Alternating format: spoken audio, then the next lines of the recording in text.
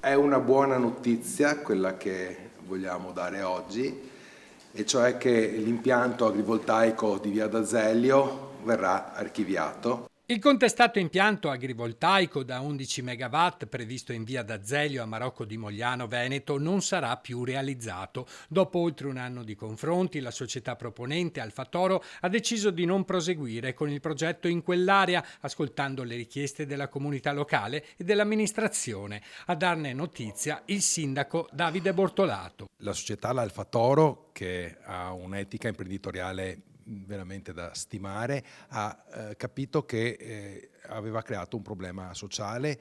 Secondo loro non si poteva andare contro la comunità come questo progetto stava andando, quindi la decisione è stata quella di non integrare la documentazione richiesta. La scelta di non presentare le integrazioni richieste dalla Regione ha di fatto chiuso il procedimento. Il progetto sarà ripensato altrove, con il coinvolgimento diretto del Comune, che insieme alla comunità dovrà individuare un'area senza compromettere il valore del paesaggio e del territorio. Un risultato accolto con grande soddisfazione dal comitato No Agrivoltaico di Via d'Azeglio e dai residenti della zona, che si erano mobilitati fin dall'inizio contro un progetto ritenuto troppo impattante per il territorio, a pochi passi da Villa Marignana e da edifici storici di pregio. La decisione ci ha stupito, ci ha lusingato, perché finalmente un'azienda multinazionale di questa portata si è dimostrata umana.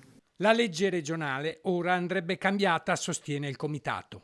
La legge va modificata, come vanno creati anche dei buffer dalle zone dei centri rurali abitati. E questo la legge adesso non lo prevede. Non lo prevede assolutamente. Sostengo che il procedimento autorizzativo unico regionale sia un procedimento che deve passare attraverso le amministrazioni locali.